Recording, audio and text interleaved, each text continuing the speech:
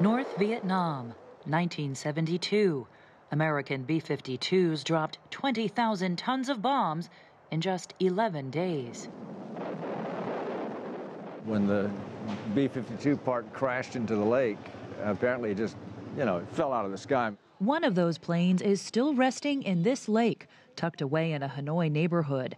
Chuck Searcy fought in Vietnam as a U.S. soldier and returned in 1992. The amazing thing was that we were welcomed by everyone with open arms. Searcy now advises a nonprofit working to rid Vietnam of unexploded mines. I felt a great responsibility, and I felt a great opportunity as well to represent the sentiments of a lot of my friends. I think they would very much support what I have tried to do and others in a very modest way to rebuild the relationship between the U.S. and Vietnam, and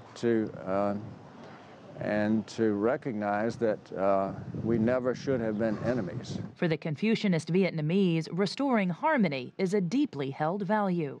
When Truy Duc lost 16 years with his dad during the war, his father became a political prisoner, spending time at the infamous Hanoi Hilton before being shipped to a re-education camp. And people say, well, how can you forgive the fact that your father was taken away and you lived for 16 years without your father? And I say, well, if I'm bitter about it, it's not going to get me anywhere. It's not going to get me the 16 years back. But Duc says cultural values weren't the only reason Vietnam welcomed Americans back.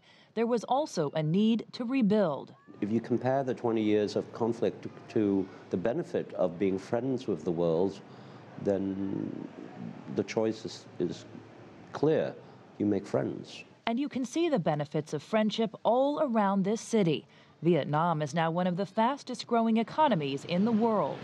Hanoi has bridged the divide between old enemies before. It was here in 1995 that the American diplomatic mission was established, the first in Vietnam in nearly 20 years. And 5 years later, U.S. President Bill Clinton arrived with a message for the Vietnamese people.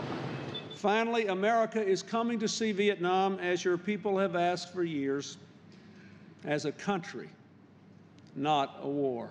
Chuck Searcy says the American soul-searching that occurred after the Vietnam War holds a lesson for Pyongyang. Their North Korean friends could learn a lot from Vietnam about how to maintain their integrity, their sovereignty, and their independence at the same time that they accept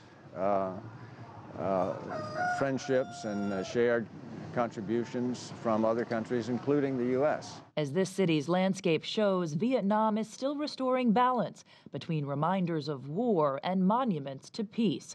Jessica Stone, CGTN, Hanoi, Vietnam.